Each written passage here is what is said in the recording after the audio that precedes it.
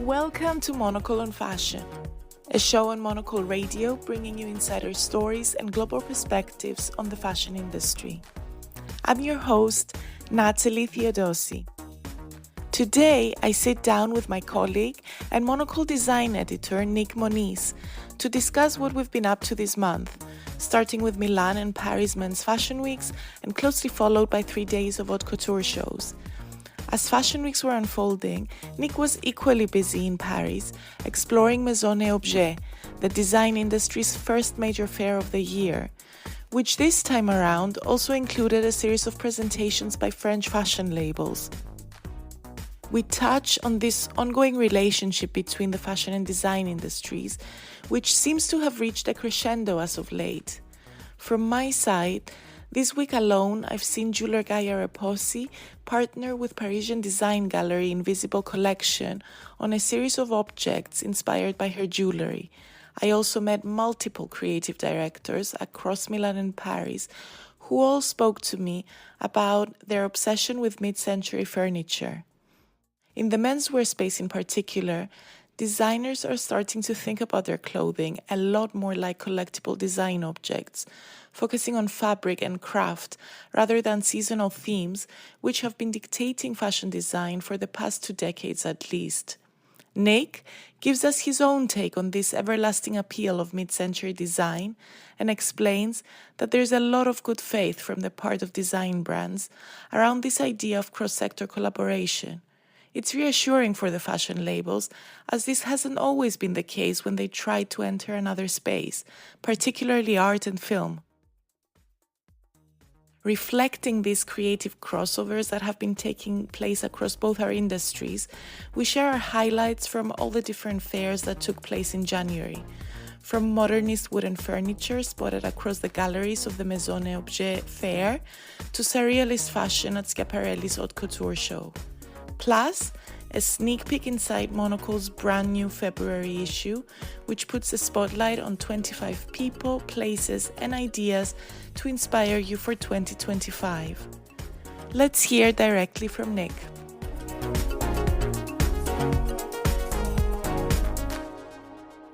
The spotlight is on you. We're very happy to have you. Come on now. I mean, you're not wrong, but on the show. This is part of my just slow takeover. You know how people do quiet quitting? I'm doing quiet takeovers. I'm very happy with that. Yeah, don't worry. I'll be hosting Monocle on Fashion. I give it 9 months. I'm going to oust you. Try that and I'll come back on design. Well, still, but with that takeover aside, I'm very happy that you're back. This time on your own, so you can just enjoy the spotlight. And we've been really busy going to the different fashion weeks, design fairs. Usually we'd be doing that in person. Sadly, I'm still in Paris, you're in London, but I'd love to hear a little bit about where you have been and what you've seen when you were in Paris just before me, looking at Maison et Objet. Yeah, so Maison et Objet and Paris Deco Off both took place in that first. It felt like the first week back in the office, but it was actually the second, from the 14th of January to the 20th of January, and it's this massive moment for the furniture and design industry to come together in Paris. They hold it twice a year. The winter one is perhaps more focused, or the one that just took place is perhaps more focused on, I guess, textiles. There's a real emphasis on that, and that's what the Paris Deco Off component is. It's in showrooms across the city. You've got the likes of Sacco, Cadrat, Pierre Frayer, a French brand, all showing the latest in textiles and a little bit of wall finishes as well. And then you've got the actual furniture component, which is typically in galleries and then out at the Maison Objet trade fair itself on the outskirts of Paris. So that's really the moment that the design year starts. That's maybe why I refer to it as the first week back, because really it feels like work doesn't kick off until Maison Objet opens its doors. So I was there for a few days and just kind of a little bit of soaking up the city, a little bit of seeing design in the context of galleries and showrooms, but then out at the trade fair as well. But you typically have like back-to-back fashion weeks in different cities. So, I mean, tell us a little bit about that. You start your year in Milan? I start in Milan. I mean, it goes to show how much harder fashion editors work than design editors, right? I know fashion editors work. I know fashion editors work harder. That's not what this is about. But so your travel diary is packed. I mean, tell us, Milan, Paris, movements. It's Milan and Paris Fashion Week for the menswear, and then the evening last Sunday when the menswear, as it was finishing, you go into the haute couture shows. It's actually my first time staying in Paris for the whole duration of all the shows and seeing haute couture shows like Chanel, Dior, Schiaparelli. And I mean, they happen in some of the most incredible venues all around Paris, including the Grand Palais, the Rodin Museum. And you see sort of extreme versions of beauty and craft and creativity.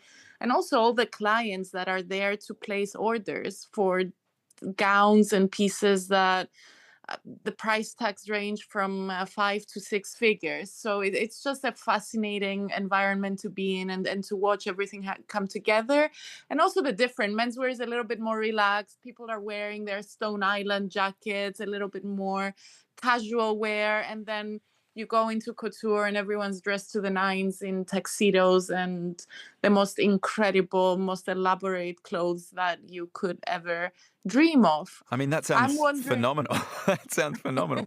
Can I get a question in before you? I want to throw back at you because I think this is fascinating. I mean, this is maybe where there's a little bit of overlap between French design and French fashion. So I guess the haute couture is a huge celebration, I guess, of craftsmanship. You know, I'm assuming it's led by people working with their hands, really creating unique one-off pieces. Have I read that correctly?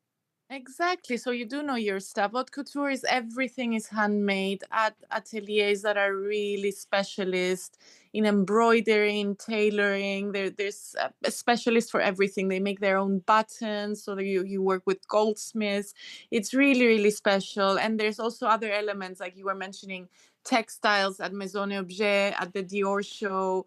Maria Grazia Curie commissioned the Chanakya craft school to make this larger than life big textiles that were the backdrop of her runway show. So you do get a lot of different crafts coming together and design coming into the equation as well.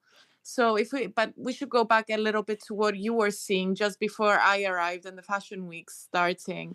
I know that some fashion brands have been even trying to go into the design fairs and make their mark there as well. So what's happening and why do you think there's this increasing crossover with fashion? Well, I mean, that's why I kind of wanted to push you a little bit on the haute couture because, full disclosure for our listeners, I was aware it was made by hand. I was just, I was trying to set you up. But I think it's also important to, foreground that it is, people making clothing, fashion, artworks, whatever you want to call it, by hand in these ateliers. And I think that's where you also get this beautiful connection between fashion and design in France. I think if you were to define French design or Parisian design, it's certainly dominated by objects and chairs and tables and sculptures that are made in ateliers by hand. And I think you see that coming across. It feels like there's more of an emphasis on the small-scale makers in France than there is on, I guess, industrial production that you might get in the likes of Italy. And I think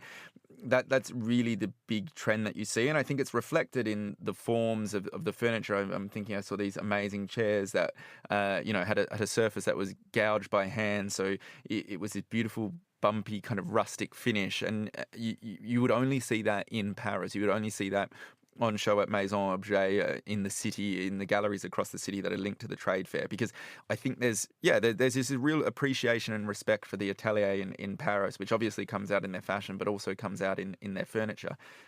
And then I guess speaking to your point of that link between fashion and furniture, I mean, it is so strong.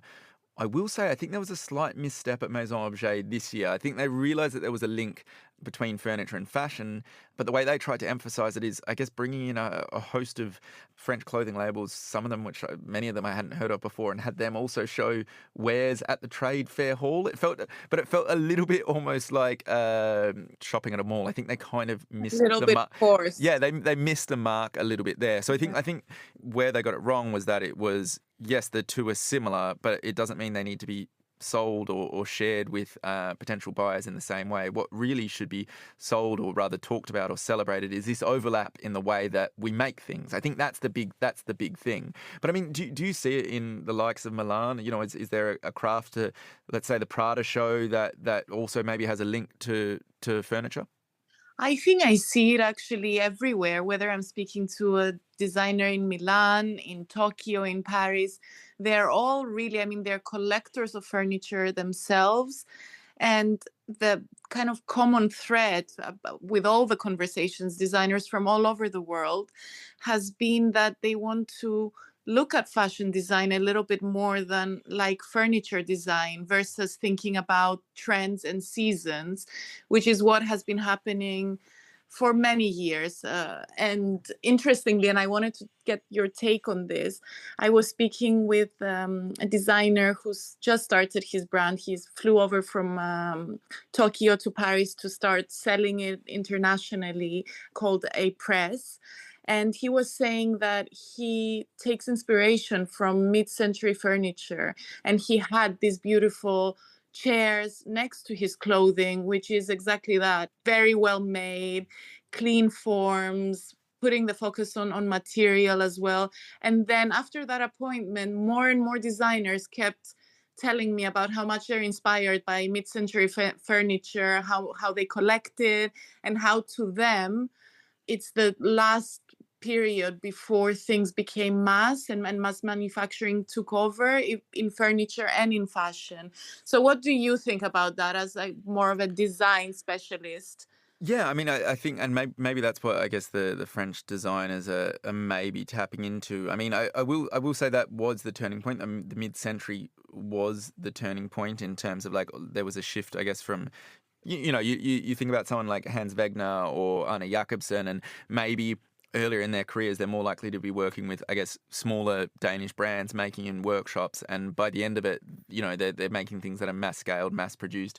The Eameses is another case in point. I mean, they started their careers, I guess, making more bespoke things, but then, and I think there's also a beautiful ambition to this in terms of the mass production at the time. It was also about, wanting to bring good design to as many people as possible, and the Eameses sort of embodied that as well. But certainly it was that turning point where, I guess, craft met industry, and there's some value in that discussion too. In that, how do we bring quality to lots of people? I don't know if we've ever really truly nailed that, but yeah, I don't know. I'd be interested in your thoughts as well, I guess, on the links between, you talked about these designers coming over for shows and presenting works alongside mid-century furniture, but equally these shows are also about presentations within amazing architectural installations themselves. I mean, I saw photos of the Chanel showcase in the Grand Palais, and it feels like, and maybe this is just me looking at it, but it feels like the architecture, and the stage setting is as important as the clothes that are on show. Discuss, respond. I think, especially in the case of the Grand Palais and Chanel, the set and the environment really add so much to the emotion in the room, and it's incredible to watch. But when I think about it more generally, having been at shows all throughout the week, in many cases, I think there's a return back to much more intimate ways of showing. Yes, you might put a beautiful mid-century chair next to the rack of clothes that you're presenting, but it's done a lot more quietly and to industry professionals. I find that the way that shows have been happening for the last 5 to 10 years almost, where it's a lot more about the location and the celebrities sitting on the front row, is feeling a little bit outdated. Like, I was trying to make my way into the Vuitton show, getting elbowed. There were people screaming behind me. They didn't know who are the guests, who are the fans, big security cards not letting us in. I think that's not a luxury experience. That's not very modern anymore. And designers really want to go back to thinking long term and focusing on the product itself.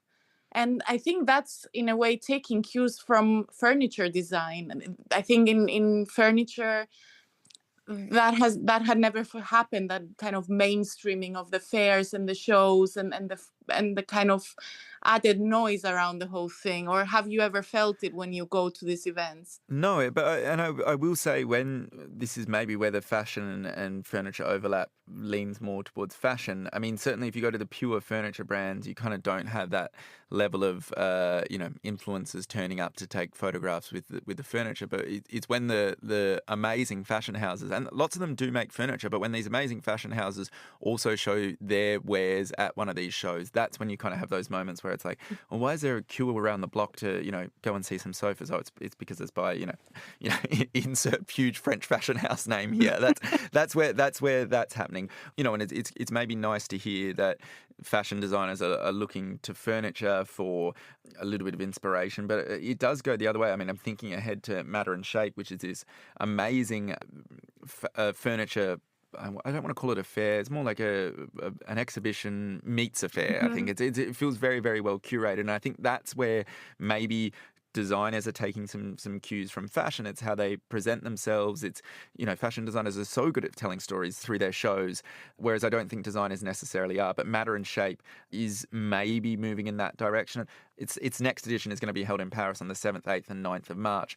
And really that is about the way that you experience furniture, taking cues, I think, from the way that fashion designers really encourage you, even if you are just viewing it at a show, to, I guess, experience their clothes. I mean, are you going to also be around in February?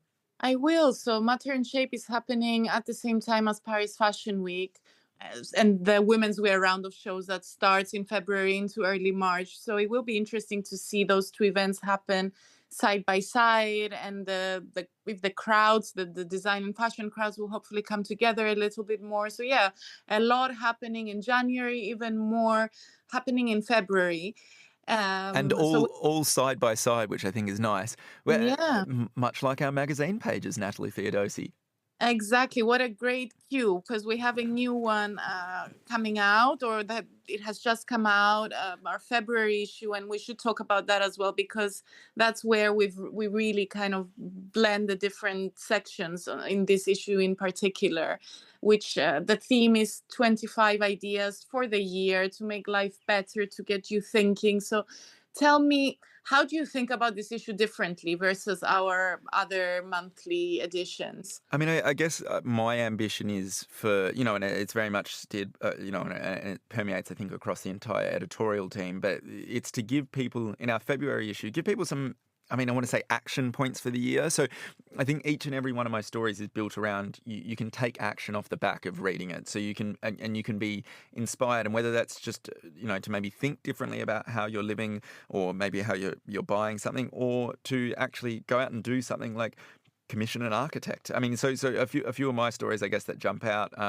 There's a wonderful resident story in Malta on this architect, Chris Briffa, who has his architecture studio on the ground floor and his residence on the upper floor for his family. So, it's his amazing 6-story townhouse in Valletta, the capital of Malta, that it was completely dilapidated and destroyed when Chris took it over, and he's really lovingly restored it over the last few years to turn it into this work-live space, live-work space. We talk so much about this, I guess, in the context of, I personally not a huge fan of working at home. I find it a little bit overwhelming, but lots of people still are in this kind of world, and I think Chris is presenting a model for doing that in a way that's really respectful, that really sets firm boundaries between your work and your home life, and shows that there is some merit. This is an architectural tradition that dates back hundreds, I want to say maybe even thousands of years, where people lived above their workshop or above their shop, and Chris is living above his amazing architectural atelier. So he's kind of presenting this model and this way forward of, and living and building in such a way also lets you bring, life to the city streets, because it's active during the day when his architecture studio brings in all his colleagues, and then it's active at night and in the early morning when his family's going out shopping or for a walk or inviting friends over for dinner. So that's and in terms of an action, the idea that you should maybe reconsider how you're living and working, and how that might be renegotiated in a way that serves you, but maybe also the city that you're living in. So that's one of the examples. I mean, I'm curious, I assume yours followed a similar, action-based commissioning process. Mine are much better. Yes. Naturally, there's no question around that.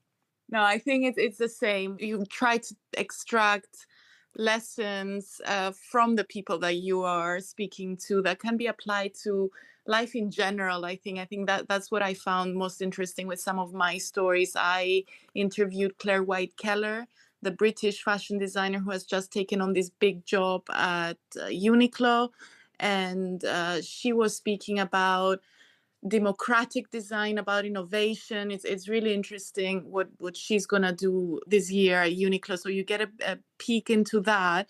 There's also a conversation with Jill Sander, the great German designer, and it's very rare to get her to do an interview. So we're very excited, and we got her looking back at her career and some of the highlights, coinciding with the release of a new book. But she speaks in this very philosophical way about what good design is and just generally how you should live your life. So I think, the issue is full of takeaways, and it's really exciting to see it all come together under the different categories, whether it's design, culture, fashion. I mean, amazing. I think there's plenty of reason to pick it up. Thanks for having me on your show, by the way. Good times. Thank you for coming, and I'm sure we're going to have you back as more design and fashion shows continue to merge and fashion shows take over the salones. So I'm not going to let you take over just yet, but I hope you'll keep coming back. It's a slow build. That was Nic Monisse, Monocle design editor. And that's all for today's show. Make sure you stay tuned and subscribe. There are more designer interviews coming as of next week. Today's episode was edited and produced by Lily Austin. If you want to get in touch with the Monocle and Fashion team, you can email lja@monocle.com. I'm Natalie Theodosi. Thank you for listening.